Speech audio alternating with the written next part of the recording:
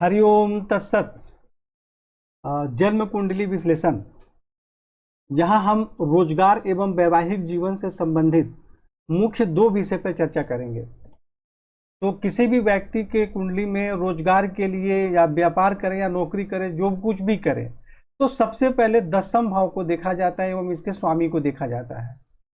तो दसम भाव में तुला राशि है और दसम भाव के स्वामी शुक्र जो कि नीच राशि में विराजमान है। शुक्र नीच राशि में विराजमान है। हालांकि शुक्र का नीच भंग भी हो रहा है, क्योंकि यदि कोई भी ग्रह नीच राशि में विराजमान होते हैं एवं जहां वो विराजमान होते हैं उसके स्वामी लग्न से केंद्र में विराजमान हो जाए तो नीच भंग माना जाता है।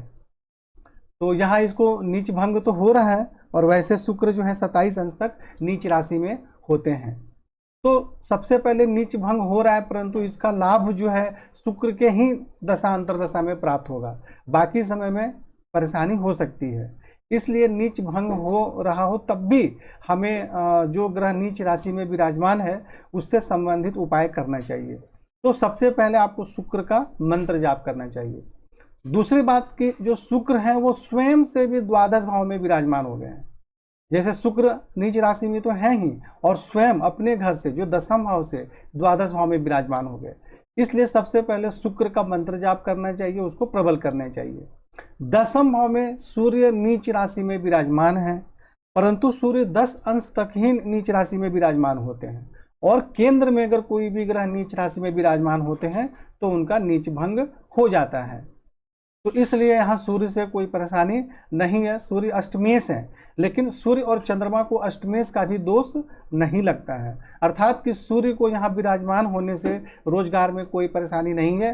हाँ, 24 अंश के हैं, आप इनका मंत्र जाप करें, श्रेष्ठ लाभ प्राप्त होगा। अब आमदनी के भाव में हम देखते हैं, क्योंकि रोजगार जो चलता है वो दसम भाव एकादश भाव दोनों से चलता है। आमदनी सही नहीं होगी तब भी प्रॉब्लम होगा। तो अब यहाँ पे हम देखते हैं कि आमदनी भाव के स्वामी मंगल स्व राशि में विराजमान है। तो ऐसे व्यक्ति को आमदनी का श्रेष्ठ लाभ प्राप्त होता है, आमदनी बहुत अच्छी होती है, परंतु अंश बल में कमजोर हैं, 28 अंश के हैं, बिल्कुल कमजोर हैं। तो सबसे पहले यहाँ मंगल का हमें मंत्र जाप करना चाहिए। रत्न धारण नहीं करना चाहिए, क्योंकि यहाँ शनि के घर में दृष्टि डालेंगे तो कुछ परेशानी भी हो सकती है। तो सबसे पहले मंगल का मंत्र जाप करना चाहिए। दूसरी बात कि यहाँ पे चंद्रमा भी नीच राशि में विराजमान हो गए हैं, परंतु चंद्रमा भी 3 अंश तक ही नीच राशि में होते हैं। तो यहाँ अंश बल में भी नीच नहीं है, और जहाँ पे नीच है उस ग्रह के स्वामी भी मंगल वहाँ पे विराजमान है। तो इस प्रकार से चंद्रमा को नीच नहीं माना जाएगा, अर्थात शुक्र का भी नीच भंग हो गया, सूर्य का भी नीच भंग हो गया, और सूर्य नीच में है ही नहीं क्योंकि वह तो 10 अंश से ऊपर है, और चंद्रमा भी नीच में नहीं माने जाएंगे क्योंकि वह 3 अंश से ऊपर हैं। परंतु समस्या का मेन कारण क्या है कि राहु यहाँ मंगल और चंद्रमा दोनों पर दृष्टि डाल रहे हैं, तो जिसके कारण आमदनी से संबंधित परेशानी के योग बनते हैं। नीच भंग तो हो गया, परंतु पीड़ित हो रहे हैं यहाँ पर, यह सबसे बड़ी समस्या है। और दूसरी बात कि शनि भी यहाँ दृष्टि डाल रहे हैं मंगल और चंद्रमा पे, तो चंद्रमा जब पीड़ित होंगे तो परेशानी होगी। और चंद्रमा सप्तम भाव के स्वामी है। सप्तम भाव वैवाहिक जीवन के लिए भी देखा जाता है और दैनिक रोजगार के लिए भी देखा जाता है।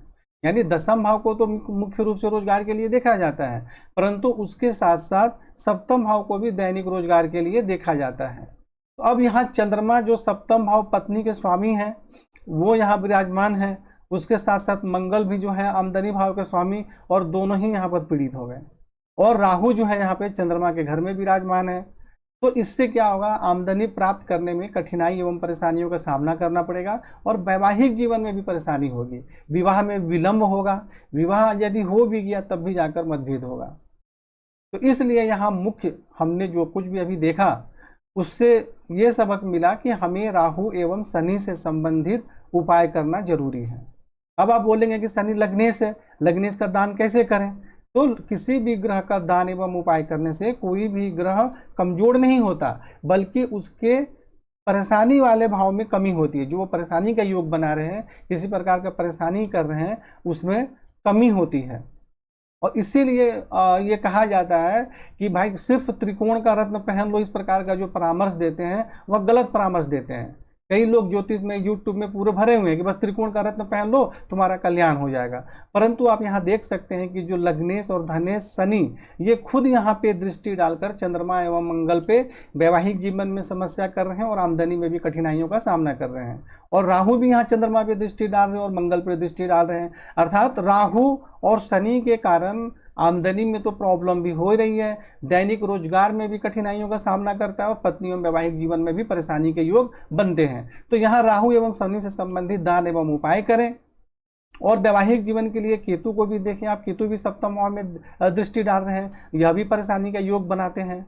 तो वैवाहिक जीवन और किसी भी प्रकार के आमदनी और रोजगार में अगर परेशानी हो रही है तो उसके लिए आपको राहु केतु शनि से संबंधित दान एवं उपाय करना है। राहु केतु शनि से संबंधित दान एवं उपाय करना है और चंद्रमा एवं मंगल का मंत्र जाप करें, सफेद चंदन का तिलक लगाएं, शिव जी की आराधना करें और लक्ष्मी मंत्र का जाप करें। देखिए ज्योतिष और साधना दोनों एक दूसरे के पूरक हैं। बहुत सारे लोग जन्म कुंडली के अनुसार सिर्फ उपाय करते हैं परंतु साधना नहीं करते हैं, वैसे व्यक्तियों को पूर्ण सफलता कभी भी प्राप्त नहीं होगी। ज्योतिष से लाभ लेना है तो ग्रहों के उपाय के साथ आपको साधना भी करना पड़ेगा। हमारे जितने भी ऋषि मुनि थे जिन्होंने ज्योतिष का ग्रंथ लिखे या ज्योतिष पे उन्होंने शोध किया, वो सभी एक श्रेष्ठ साधक थे। तो यदि आप ज्योतिष को मानते हैं तो जन्म कुंडली में जो ग्रहों का उपाय है उसके साथ साधना करना भी आपको जरूरी है। तो आप समझ ही गए हमने कि राहु केतु शनि का दान एवं उपाय करें, चंद्रमा मंगल का मंत्र जाप करें, सूर्य का भी मंत्र जाप आप कर सकते हैं और लक्ष्मी मंत्र का आप ज़्यादा से ज़्यादा मंत्र जाप करें एवं अनुष्ठान करें। हरिओम तत्सत।